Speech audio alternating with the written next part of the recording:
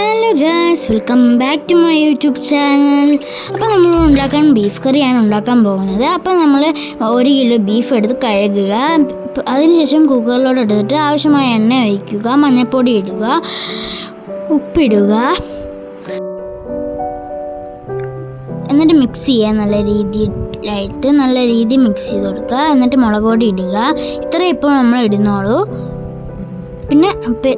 പിന്നെ പെരുംജീരകം ഇത്ര മതി. നമുക്കിനി കുക്കർ അടച്ച് വെച്ചിട്ട് ഫ്ലെയിമിൽ ഇട്ട് വെക്കാം.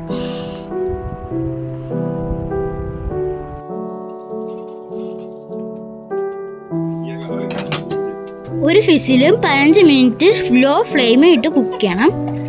അടുത്ത കുക്കറിലേക്ക് ഒരു 5 മീഡിയം സൈസ് സവാളയും കുറച്ച് കൊച്ചുള്ളിയും ഉപ്പും വെളിച്ചെണ്ണയും നിങ്ങൾക്ക് ആവശ്യത്തിനിടാം. പിന്നെ 2 ടീസ്പൂൺ മഞ്ഞൾപ്പൊടിയും പിന്നെ കുറച്ച് വെള്ളം കൂടെ ഒഴിച്ചിട്ട് നമ്മൾ അടച്ചിട്ട് അത് സൈഡിലോട്ട് മാറ്റി വെച്ച് അത് ഫ്ലെയിമിൽ ഇട്ടിട്ട് തന്നെ അടിക്കണം. അതിൻ്റെ നമ്മളൊരു ഉരുളി എടുത്തിട്ട് അതിന് എണ്ണ ഒഴിക്കണം.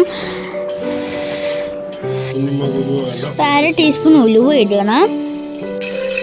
ഉലുവ പൊട്ടി തുടങ്ങുമ്പോൾ നമുക്ക് കുറച്ച് കരിവേപ്പില ഇട്ട് കൊടുക്കാം. അത് നിങ്ങൾക്ക് ഇഷ്ടമുള്ള അത്രയും ഇടാം കേട്ടോ, കരിവേപ്പില. അപ്പോൾ നമ്മൾ നേരത്തെ കുക്ക് ചെയ്ത് വെച്ച ഉള്ളി ഇങ്ങനത്തെ ഇട്ട് കൊടുക്കാം. അത് നല്ല മിക്സ് ചെയ്ത് കൊടുത്തിട്ട് നമ്മൾ ഇഞ്ചി വെളുത്തുള്ളി പച്ചമുളക് പേസ്റ്റാക്കിയത് ഞാൻ ഇട്ട് കൊടുത്തിട്ട് നല്ല രീതിയിൽ ഇളക്കി കൊടുക്കാം. നമ്മൾ മീഡിയം ഫ്ലെയിമിൽ വേണം ഇട്ട് കൊടുക്കാൻ.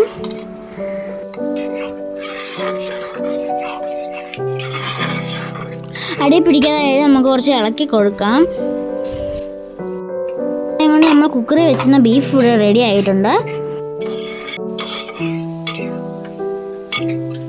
1 സ്പൂൺ മല്ലിപ്പൊടിയും മുളക് പൊടിയും കൂടി ഇടുക. അപ്പോൾ എരിവിനനുസരിച്ച് നിങ്ങൾക്ക് കൂട്ടിയോ കുറച്ചും ഇടാം.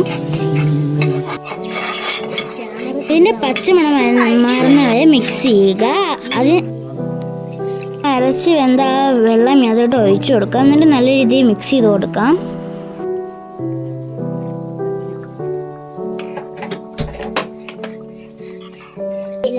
ഇത് നമുക്ക് മീഡിയം ഫ്ലെയിമിൽ തന്നെ വയ്ക്കാം.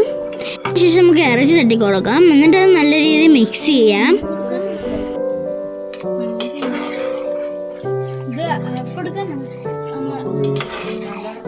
ഈ തിളച്ചതിന് ശേഷം നമ്മളൊരു മിക്സ് ഇട്ട് അത് അറിയണമെങ്കിൽ കമൻറ്റ് ബോക്സിൽ കമൻറ്റ് ചെയ്യുക.